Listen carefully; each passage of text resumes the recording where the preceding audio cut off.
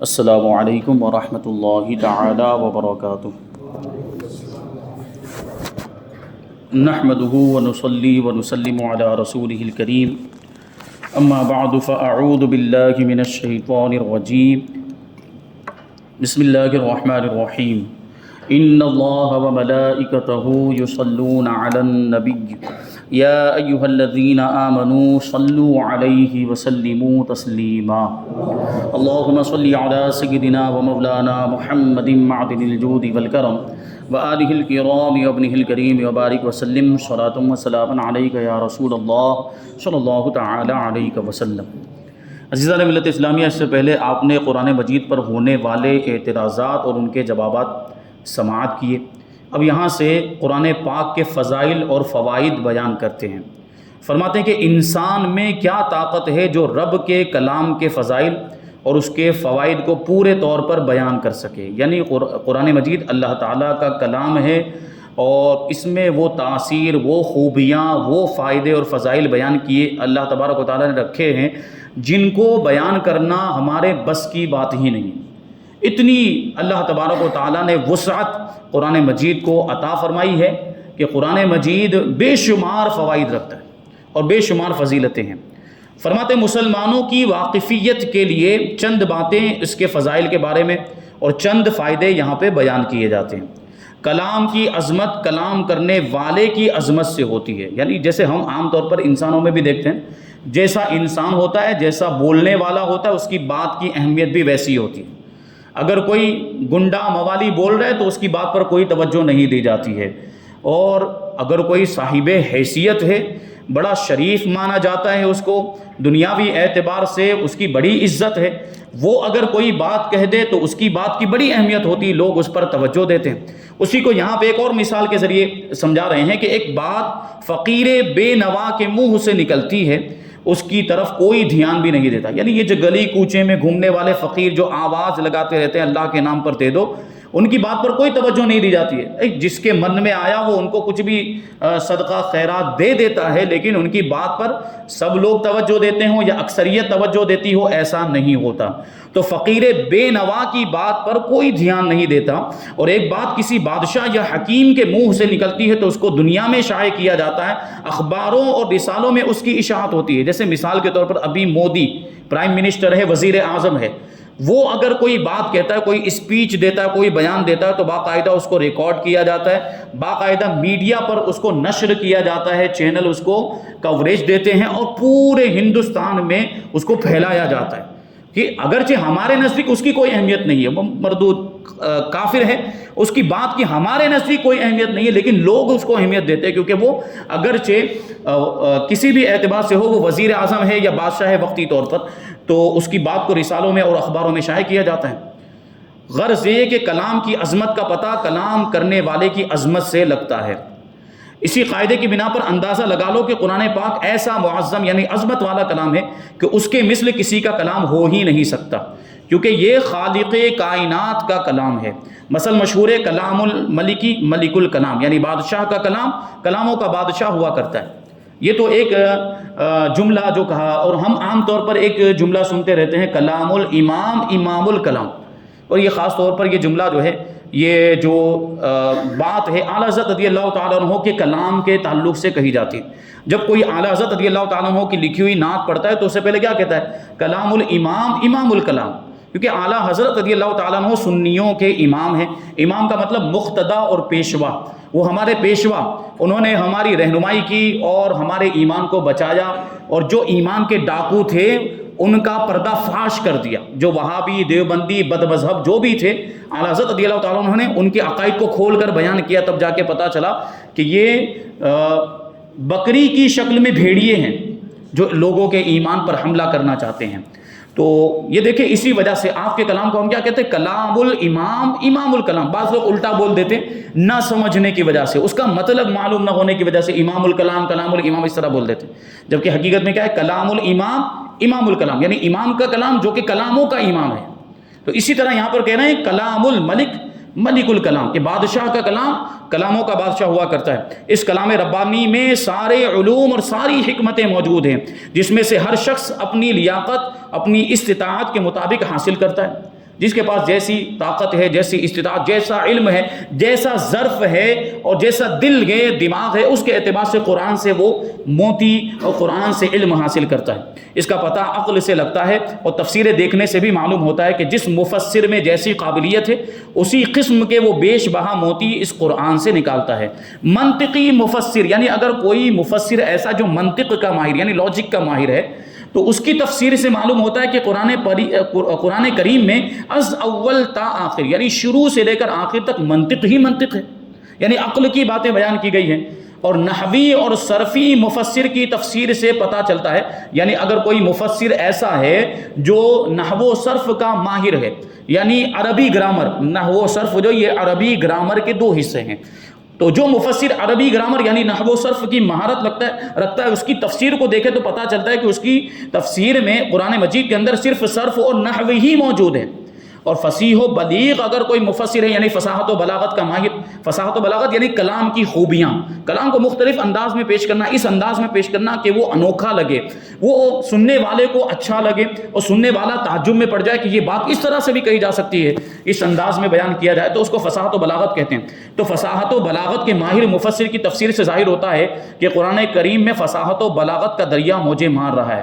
صوفیاء کرام کی تفسیروں سے معلوم ہوتا ہے کہ قرآن مجید میں علوم باطنی یعنی باطن سے تعلق رکھنا ہے، کیونکہ تصوف میں باطنی علوم سے بحث کی جاتی ہے کہ جن کا تعلق روح سے ہوتا ہے، جن کا تعلق اندرونی انسان کی اندرونی کیفیت سے ہوتا ہے، جیسے جو روحانی بیماریاں اس کے بارے میں گفتگو کرتے ہیں تصوف کے اندر، حسد ہے، کینہ ہے، جلن ہے اور اس طرح کے جو معاملات ہیں وہ تصوف میں اس سے گفتگو کی جاتی ہے۔ یعنی تصوف کا یہ جو فن ہے اس میں باطن کو سنوارنے کے تعلق سے گفتگو ہوتی ہے۔ تو اگر کسی مفسر نے جو کہ تصوف کا ماہر ہے یہ اگر تفسیر لکھی ہے تو اس کی تفسیر کو دیکھنے سے معلوم ہوتا ہے کہ قرآن مجید میں علوم باطنی کو بیان کیا گیا، یعنی باطن کو سنوارنے کے علوم اس میں بیان کیے گئے، بیش بہا موتی اس میں بھرے ہوئے ہیں۔ اس سے ہم اس نتیجے پر پہنچتے ہیں کہ قرآن میں سب کچھ ہے، جو جس اعتبار سے اس میں غور و فکر کرتا ہے اس اعتبار سے اس کو معلومات حاصل ہوتی ہے۔ اگر منطق کے اعتبار سے غور و فکر کریں تو منطقی معلومات حاصل ہوگی، صرف و نحو کے اعتبار سے غور و فکر کریں تو صرف و نحو کے تعلق سے معلومات حاصل ہوگی، فصاحت و بلاغت کے اعتبار سے غور و فکر کریں یا جو ہے کہ تصوف کے اعتبار سے غور و فکر کریں تو جس اعتبار سے اس میں غور و فکر کیا جائے گا اس اعتبار سے غور کرنے والے کو معلومات حاصل ہوگی۔ تو فرماتے ہیں جیسا کہ اس کا شناور ویسی اس کی تحصیل، یعنی جیسا قرآن کو پہچاننے والا ہوگا ویسے ہی معلومات اس کو حاصل ہوگی۔ پھر جہاں تک سمجھنے والے کی سمجھ کی پہنچ وہاں تک اس کی تحقیق، یعنی پھر جیسا جس کا علم ہوگا ویسا ہی قرآن کریم سے وہ فیض حاصل کر سکے گا۔ مولا کائنات کا قول یہ بار بار میں جو ہے کہ عرض کرتا ہوں، آپ نے کیا ارشاد فرمایا تھا کہ اگر میں سورہ فاتحہ کی تفسیر لکھنا شروع کروں تو صرف بسم اللہ کی تفسیر میں 70 اونٹ بھر دوں گا۔ یہ ان کے علم کا عالم ہے، جبکہ دیگر جو ہے کہ علماء کرام ہر کوئی عالم دین اپنے علم کے اعتبار سے قرآن مجید میں غور و فکر کرتا ہے اور اسی انداز سے پھر اس کی تحقیق سامنے آتی ہے۔ اس کی مثال یوں سمجھو کہ ایک جہاز سواریوں سے بھرا ہوا سمندر کے سفر سے آ کر کنارے پر لگا، تو اس جہاز میں یعنی جو پانی کا جہاز ہوتا ہے اس کی بات چل رہی ہے، اس جہاز میں کپتان سے لے کر مسافروں تک ہر قسم کے لوگوں نے سفر کیا، لیکن اگر کسی مسافر سے سمندر کے کچھ حالات دریافت کیے جائیں تو وہ کچھ نہ بتا سکے گا، اگرچہ اس نے سمندر کے جہاز میں سفر کیا ہے، لیکن آپ اس سے پوچھیں کہ بھائی جہاں آپ نے سفر کیا تو کتنے کلومیٹر دور کے فاصلے تک آپ گئے اور وہاں پر پانی کتنا گہرا تھا، وہاں پانی کی کیا کیفیت، سمندر کی کیا کیفیت، وہ بتا سکتا ہے؟ مسافر سفر کرنے والا وہ نہیں بتا سکتا، اس کو کچھ نہیں پتا۔ تو کہیں اگر اس کو پوچھا جائے تو نہیں بتا سکے، کیونکہ اس کی نظر فقط پانی کی ظاہری سطح پر تھی، وہ تو پانی کو صرف اوپر سے دیکھ رہا تھا، پانی کی گہرائی وغیرہ اس کو کچھ نہیں معلوم۔ اور اگر خلاصی سے کچھ تحقیق کی جائے تو وہ وہاں کے حالات کا کچھ پتہ دے گا، یعنی اگر اس نے غور و فکر کیا ہوگا تو تھوڑی بہت کچھ معلومات وہ دے سکتا ہے۔ لیکن اگر کپتان سے معلومات حاصل کی جائے، جو جہاز کا کپتان ہوتا ہے، جو چلانے والا ہوتا ہے، اگر اس سے معلومات حاصل کی جائے تو وہ اول سے آخر تک کے سمندر کے تقریباً سارے اندرونی حالات بیان کر دے گا، یعنی اوپر پانی کی کیفیت تو بیان کرے گا، پانی کے اندر کے حالات بھی بیان کرے گا کہ فلاں جگہ اس کی گہرائی اتنے میل تھی اور فلاں مقام پر پانی میں اس قسم کا پہاڑ تھا، میں اپنے جہاز کو اس طرح سے بچا کر لایا وغیرہ وغیرہ۔ وہ کپتان ساری معلومات دے سکتا ہے کیونکہ وہ اس میں ماہر ہے، اور اس کی صلاحیت رکھتا ہے، اس کے پاس اس کی قابلیت ہے کہ وہ پانی کی کیفیت معلوم کر سکے، اس کی گہرائی وغیرہ وہ دیکھ کر بتا سکتا ہے جو ماہرین ہوتے ہیں. تو سب کی کیفیت الگ ہے. دیکھا، مسافر یہ معلومات نہیں دے سکتا ہے جبکہ کپتان یہ معلومات دے سکتا ہے. تو قرآن مجید کا بھی یہی معاملہ کہ جو جیسی قابلیت لے کر آتا ہے، جو جیسی صلاحیت لے کر آتا ہے اور قرآن میں غور و فکر کرتا ہے، اسی کے اعتبار سے اس کو معلومات حاصل ہوتی ہے. اسی طرح فرماتے ہیں قرآن مجید ہم بھی پڑھتے ہیں اور امام اعظم ابو حنیفہ رضی اللہ تعالیٰ عنہ بھی پڑھتے تھے، اور صحابہ کرام بھی اسی قرآن کی تلاوت کرتے تھے. نبی کریم صلی اللہ علیہ وسلم نے بھی اسی قرآن پاک کو پڑھا. کتاب تو ایک ہی ہے لیکن پڑھنے والوں کے ذہن کی رسائی کی انتہائیں الگ الگ ہیں. ہماری نگاہ فقط ظاہری الفاظ تک ہی بمشکل پہنچتی ہے. ظاہری الفاظ قرآن مجید کے بمشکل. کتنے لوگ ایسے جن کو صحیح ترجمہ کرنا بھی نہیں آتا، سمجھنے کی تو بات دور ہے، ظاہری الفاظ تک مشکل سے ہم پہنچتے ہیں. اور یہ حضرات بقدر وسعت علمی اس کی تہ تک پہنچ کر مسائل اور فوائد کو نکال لیتے ہیں. جیسے ہم قرآن مجید سے مسائل نکالنے کی صلاحیت نہیں رکھتے، ہمارے اندر یہ نہیں ہے اتنی صلاحیت کہ ہم دائرے قرآن سے احکام نکال کر، مسائل نکال کر آپ کو بتا سکیں. یہ نہیں، یہ اماموں کی صلاحیت تھی. اللہ تبارک و تعالیٰ نے ہمارے امام اعظم ابو حنیفہ کو یہ ملکہ عطا فرمایا تھا، یہ صلاحیت عطا فرمائی تھی کہ آپ دائرے قرآن و حدیث سے مسائل نکال لیا کرتے تھے اور لوگوں کو بتاتے تھے کہ یہ مسئلہ ہے، اس پر عمل کرنا. تو دیکھیں صلاحیت الگ الگ ہوئی. ہم یہ کام نہیں کر سکتے لیکن ہمارے امام کرتے تھے.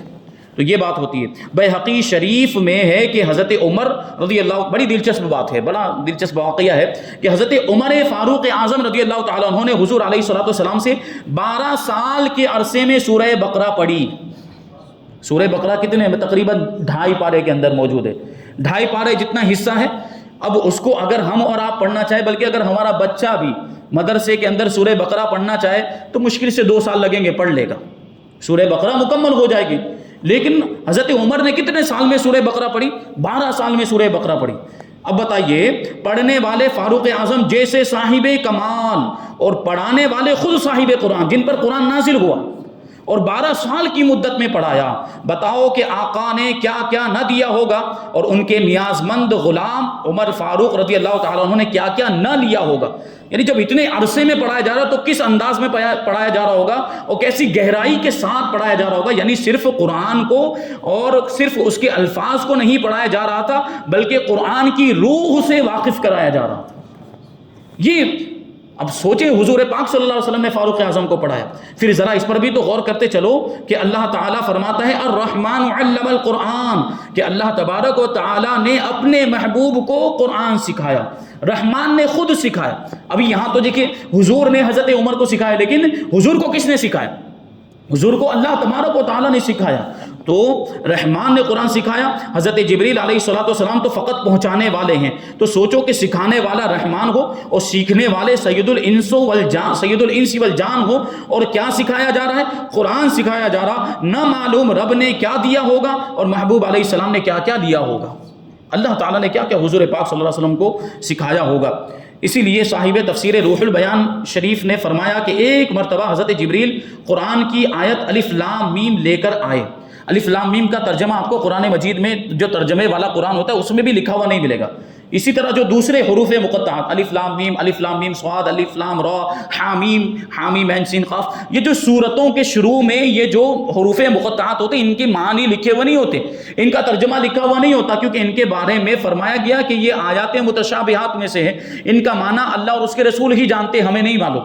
ہمیں تو بس اتنا عقیدہ رکھنا ہے کہ اللہ تعالیٰ کی ان حروف سے جو بھی مراد ہے وہ حق ہے، ہم اس کے حق ہونے پر اعتقاد رکھتے ہیں، یقین رکھتے ہیں، ہمارا یہ عقیدہ. تو بس اس کی گہرائی میں ہم جا ہی نہیں سکتے، ہم کو پتہ ہی نہیں کہ ان حروف کا کیا معنی. لیکن یہاں بات دیکھیں، ظاہر سی بات ہے اللہ تبارک و تعالیٰ نے حضور پاک صلی اللہ علیہ وسلم سے کلام فرمایا. یہ بھی تو اسی کلام کا حصہ الف لام میم وغیرہ یہ بھی. اور اگر اس کا کوئی بھی معنی نہ ہو، الف لام میم کا اور اس طرح کے دوسرے حروف کا کوئی بھی معنی نہ ہو، تو بے فائدہ کلام کے ذریعے سے بات کرنا لازم آئے گا. اور اللہ تبارک و تعالیٰ بے فائدہ اور بیکار بات کرنے سے پاک ہے.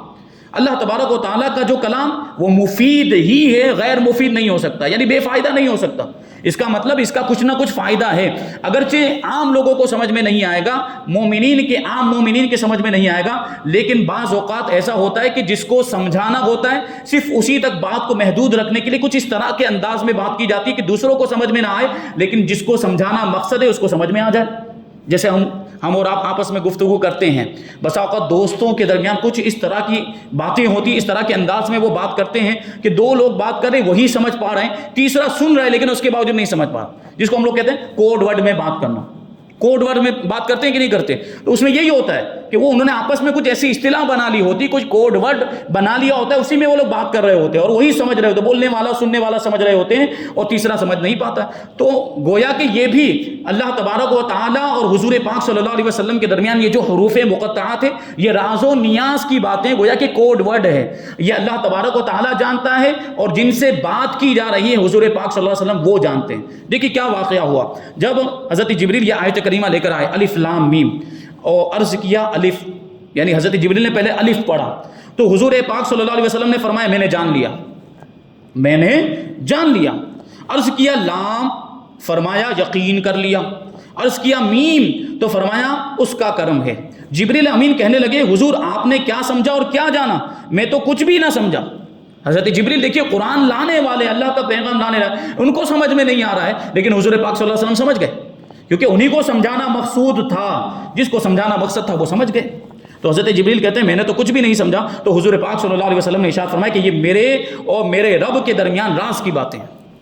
اسی لیے تو ایک شاعر کہتے ہیں فارسی میں میان خالق و محبوب رمز است کرامن کاتبین را ہم خبریں نیس، کہ خالق اور اس کے محبوب کے درمیان کچھ راز کی باتیں ہیں اور کرامن کاتبین کو بھی وہ باتیں نہیں معلوم۔ کرامن کاتبین وہ فرشتے جو ہر وقت ہمارے اعمال لکھتے رہتے ہیں، ہم جو کچھ بھی کرتے ہیں، یہ کندھوں پر جو فرشتے ہوتے ہیں وہ اچھا کام کرے وہ بھی لکھتے ہیں، برا کام کرے وہ بھی، ہمیشہ ہر وقت ہمارا چھوٹے سے لے کر بڑے تک کے سارے کام سارے اعمال یہ فرشتے لکھ رہے ہیں۔ اب ان کے علم کا کتنا جو ہے کہ کیسا عالم ہوگا کہ سارے انسانوں کی اعمال لکھ رہے ہیں، لیکن اس کے باوجود کرامن کاتبین کو بھی ان راز و نیاز کی باتوں کے بارے میں نہیں پتہ، نہیں خبر۔ اور پھر ظاہر سی بات ہے کرامن کاتبین کا تو مرتبہ کم ہے، حضرت جبریل جو ہیں وہ تو فرشتوں کے بھی سردار، جب حضرت جبریل کو ان الفاظ اور ان کلمات اور ان حروف مقطعات کے معانی نہیں معلوم تو کرامن کاتبین کو کیسے معلوم ہوگا؟ اور جب فرشتوں کو نہیں معلوم تو عام انسانوں کو کیسے معلوم ہو سکتا ہے؟ بہرحال بعض مفسرین نے اس کے کچھ حکمتیں بیان کرنے کی کوشش کی اپنے اعتبار سے، لیکن وہ ان کی تعویل ہے، وہ ان کی طرف سے ہے، یہ یقینی اور تحقیقی باتیں نہیں ہیں۔ تو ہمارے اس عرض کرنے کا مدعا یہ ہے کہ کوئی بڑے سے بڑا عالم اور بڑے سے بڑا زبان جاننے والا قرآن پاک کے متعلق یہ خیال نہ کرے کہ میں نے اس کی حقیقت کو پا لیا۔ قرآن کی حقیقت تک کوئی نہیں پہنچ سکتا۔ قرآن پاک ایک سمندر ناپیدا کنار ہے، یعنی قرآن ایسا سمندر ہے جس کا کوئی کنارہ ہی نہیں ہے، ایسا سمندر ہے، جتنا جس کا برتن اتنا وہاں سے وہ پانی لے سکتا ہے، لیکن کوئی نہیں کہہ سکتا کہ میرے کوزے میں سارا سمندر آ گیا۔ یہ دنیا کے سمندر کے بارے میں کوئی نہیں کہہ سکتا۔ ایک بالٹی لے کر اگر کوئی سمندر کا پانی بھرنے کے لیے جائے اور اس میں سے بالٹی بھر لے، وہ کتنی بھی کوشش کر لے، کتنی بھی بالٹیاں بھرنے کی کوشش کرے، کیا وہ یہ دعویٰ کر سکتا ہے کہ میری بالٹی میں پورا سمندر آ گیا؟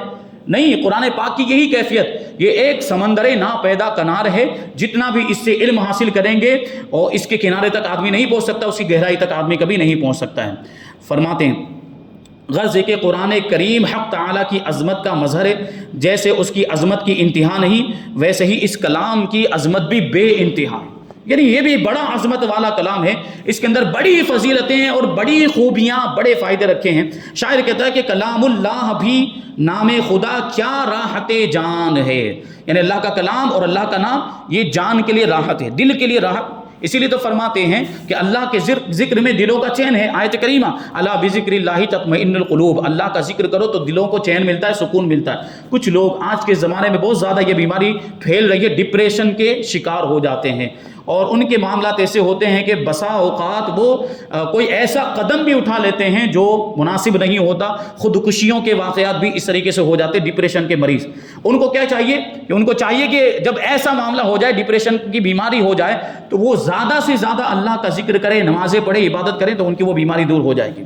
جو اللہ پر بھروسہ کرتا ہے وہ کبھی ایسا قدم نہیں اٹھائے گا، کبھی خودکشی نہیں کرے گا، چاہے جیسے بھی معاملات آ جائیں۔ کہ ایمان والا جو ہوتا ہے وہ اللہ پر بھروسہ رکھتا ہے۔ کیا آیت کریمہ ہے وَعَلَى اللَّهِ فَلْيَتَوَكَّلِ الْمُؤْمِنُونَ، کہ اللہ ہی پر ایمان والوں کو بھروسہ کرنا چاہیے، جو یہ بھروسہ رکھتا ہے کہ میرا رب خدا اللہ تبارک و تعالیٰ جو خالق کائنات، جو پوری دنیا کو پال رہا ہے، پوری دنیا کو، بلکہ دوسری انسانوں کو ہی نہیں بلکہ ساری مخلوقات کو جو جاندار ہیں سب کو روزی پہنچا رہا ہے، سب کو رزق پہنچا رہا ہے، یہاں تک کہ کافروں کو بھی روزی مل رہی، تو ہم تو ایمان والے، ہمیں کیسے محروم کر دے گا؟ تو چاہے جو بھی معاملہ، چاہے جتنا بھی قرضہ ہو جائے، ادا کرنے کی بظاہر کوئی صورت نظر نہ آ رہی ہو، اللہ پر بھروسہ رکھنا چاہیے، اللہ کہیں نہ کہیں سے راستہ نکال دے گا۔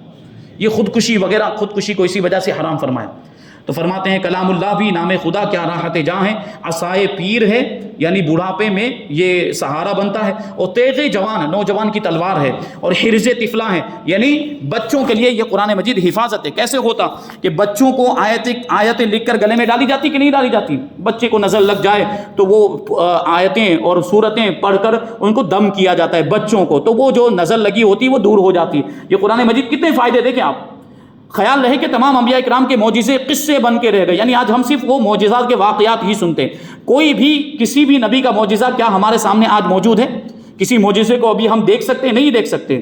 کوئی معجزہ نہیں جو آج دیکھا جائے، مگر حضور پاک صلی اللہ علیہ وسلم کے بہت سے معجزات قیامت تک رہیں گے، جنہیں دنیا آنکھوں سے دیکھتی ہی رہے گی۔ قرآن کریم بھی 6666 آیتیں، اس میں سے ہر آیت یہ حضور پاک صلی اللہ علیہ وسلم کا معجزہ ہے کہ ان آیتوں میں سے ایک آیت کا مثل نہیں بن سکا، ان کے پڑھنے سے دل نہیں اگتا تھا۔ ایسے ہی حضور کی محبوبیت جو تقریباً ہر دل میں آج بھی موجود ہے۔ مصنف فرماتے کہ ہم نے حضور کے نام پر سکھوں اور ہندوؤں کو بھی روتے ہوئے دیکھا۔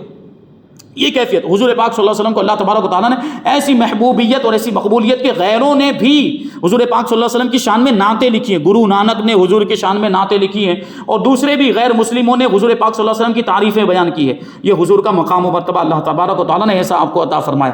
تو کہتے ہیں کہ ہم نے حضور کے نام پر سکھوں اور ہندوؤں کو بھی روتے ہوئے دیکھا۔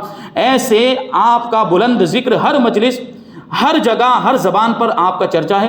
یہ بھی زندہ جاوید معجزات ہیں جنہیں دنیا دیکھتی اور دیکھتی ہی رہے گی۔ تو یہاں سے جو ہے کہ اب قرآن مجید کے فوائد بیان کر رہے ہیں کہ اس کلام کے اندر کیا کیا فائدے ہیں۔